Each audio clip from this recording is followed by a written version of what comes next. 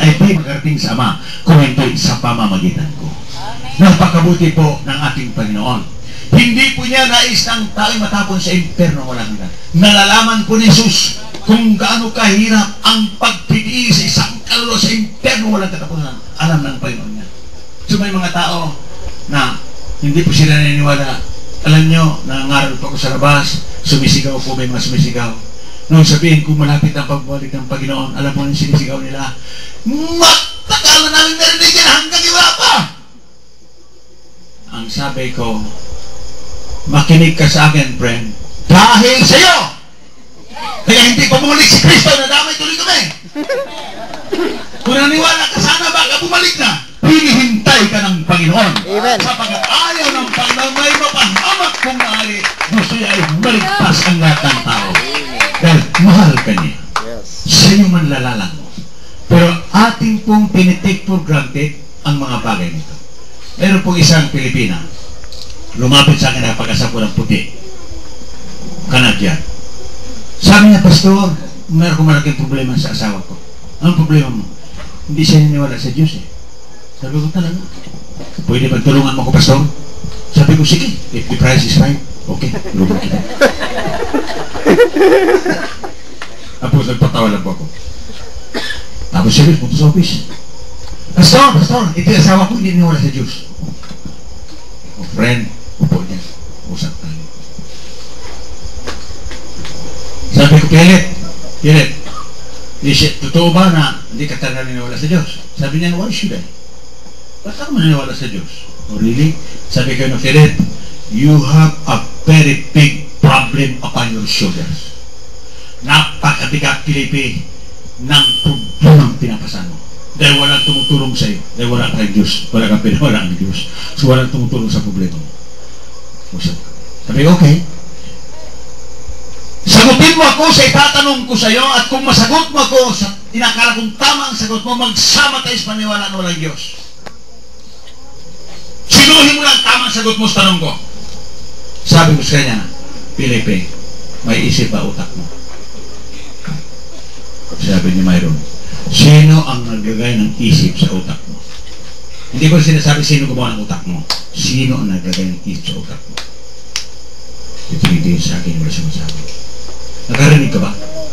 Sabi niya, sino ang naglagay ng paninig sa tainga mo? Nakakakita ka ba? Sabi niya, sino ang naglagay ng paningin sa mata mo? Nakakaamoy ka ba? Sabi niyo, sino ang nalagay ng pang-amoy sa ilong mo? Nakakalasa ba ang dila mo? Sabi niyo, sino ang naglagay ng panlasa sa dila? Tumitibok ba ang puso mo? Lahat ng tinatanong ko, puros positibo ang sagot. Ang sabi niya, opo, tumitibok ang puso ko. Sino ang nagpapatibok sa puso? Sabihin mo sa akin kung sino ang gumagawa niyan at magsama tayo maniwala na walang Diyos. Alam niyo mga kaibigan, pag-uwi doon sa bahay, tumawag yung babae. Sabi niya, Pastor Rumpal, wala pa daw taong nakapagsalita sa kanya ng ganyan. Ikaw lang daw po. Sabi ko, salamat naman at pagkuhan ako magsalita sa kanya ng ganyan. At kailangan gumising ka. Sabi ko, gumising ka sa katotohanan. Isang araw haharap ka sa Diyos. Diyos na naglagay ng isip sa utak mo. Diyos na naglagay ng paningin sa mata mo. Diyos na naglagay ng pandinig sa tainga mo. Diyos na naglagay ng pangamoy sa ilong mo. Diyos na naglagay ng pandas sa dila mo. Diyos na naglagay ng pagpapatibok ng puso mo. Kung hindi ka maniniwala, isang araw haharapin mo to at magbibigay sulit ka. Sino at ano ang dahilan na bubuhay ka sa mundong ito kung walang Diyos?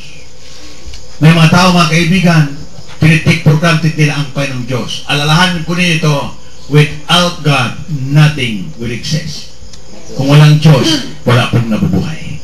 May mga tao lamang, masyado pong malakas na loob na nagsalita po ng masama laban sa Panginoong Diyos. Please, don't do that. Don't do that. Dahil, gano'n na lang kamahal ka ng Panginoong Diyos. Sa ngayon, pwede ka sa Kanya magsalita ng masama. But remember, isang araw, sa gusto mo, haharap ka sa presensya ng Diyos nito. At tatanungin ka kung ano ang ginawa mo sa buhay mo. kung ikaw ay nabubuhay pa? Ano ang paghahanda na ginawa mo para sa iyong kaluluwa? Ang atin lamang mga kaibigan, inaatupag iyong paghahanda lamang para dito sa laman. Dito lamang. Well, gaano mo lang katagal pakinabangan ang bagay na ito? Hanggang gaano mo katagal pakinabangan? Maybe, nakabili ka ng lupa, nabuhay ng 80 anyos, hanggang 80 anyos mo ng pinakalabangan. Hanggang ano katagal pakinabangan mo ang education mo, ang profession mo. Nagdoktor ka, 12 years, 14 years ka nag-aral, nagdutok ka ng another 10 years, nagpanilabangan mo 30 years yan, nung namatay ka na, hanggang doon lang. Lahat ng bagay, may kaibigan, ay may katapusan. Kung hindi ka, wala kang paghanda sa iyong kaluluwa, friend, kawawa ang iyong kaluluwa. Sa iyong kinabukasan, tandaan mo, hindi ka hayop, ikaw taong nilalang sa larawan ng ating Panginoong Diyos. Walang dahilan kung bakit naglilingkod tayo sa Panginoon. Hindi dahil sa relihiyon, kundi dahil sa ating personal na relasyon natin sa ating Panginoong Diyos. Sapagat isa-isa po tayong haharap sa ating Panginoong Diyos. Amen. Ano po ang eternity sinasabi? Kung ang tao ay itapo ng Diyos sa internong kumukulo ng apoy, ang eternity ay nagsasabing 1,000,000 taon ka nang lumalangoy sa kumukulong impyerno na namimilipit ka sa tinding hirap at tinding sakit. 1,000,000 taon ka na ron. Eternity means nag-umpisa ka pa lang. After millions of years, inabot ka na ng 1,000,000,000 years na namimilipit ka sa tinding init ng apoy na yan. Eternity means nag-umpisa ka pa lamang. Sapagat ang eternidad, wala na pong katapusan. Ngunit sa kabila naman sa buhay, sa ating Panginoon sa Kristo, 1,000,000,000 taong ka na nagsasaya, nagagala sa presensya ng Panginoon, nag-uumpisa ka lang. Laging umpisa po ang eternidad. Heaven or hell, or life or death, lagi pong nag-umpisa doon sa eternity. Samantalang hindi pa dumarating ang kawakasan at katapusan ng ating pagkakataon, kaibigan ko, maawa ka na sa kaluluwa mo. Paghandaan mo na yan. Sapagkat ang iyong katawan na pinaghandaan mo, hanggang simenteryo lamang yan. Pero ang kaluluwa mo sa kabilang tugtog ay manatuloy magpagkailan-kailanman. Wala na po ang katapusan. So hindi naman siguro mahirap ang papaniwalain ko yan. Sapagkat kahit ang ating mga kaibigan Katoliko, naniniwala sila na mayroong kaluluwa sa kabila. Mayroon nga silang lubinan sa purgatorio. Yung tiyahin ko eh. Yung tiyahin ko. 12 anyos pa ako sa kanila sa Manila. Mayroon siyang hunos na suratan ng mga pangalan ng patay na kamag-anak. Pagdating ng Turos dos Santos, hugot ay hunos. At pagkatapos hindi kandila, basa ngayon, umpisa-basahin ang maraming pangalan ng kanyang mga nangamatay na mahal sa buhay. Pagdating ng 3 taon, hindi ko na matiis. Tinanong ko ng tiyahin ko. Sabi ko, tiya, maulang galon na nga po. Kailan mo pa inumpisa idilangin yung makalulong sa purgatorio? Sabi ng tiyahin ko, ay nung ako inumpisa nagdadalagita ako, 15 anyos siguro. Eh, ang edad ay 45 na. Ilang taon yan mula 15 at 45? 30 na no? Sabi niya, dinalangin ko ito eh. Taon-taon talaga ito. Anak, taon-taon talaga ito. Kakot, tiyang, sa loob ng 30 anyos, dinalangin mo yung nasa purgatorio niyan. May nakalis na ba? Sabi niya, wala nga, nadagdagan na taon-taon eh. Sabi ko, tiyang, idadagdag ka na naman dyan. Gumising ka na sa katotohanan ngayon, may kaluluwa ka sa kabila, pero ayusin mo na ngayon. Dito ang pag-aayos, hindi doon sa kabila. Hindi ang purgatorio, hindi ang lubina na yan.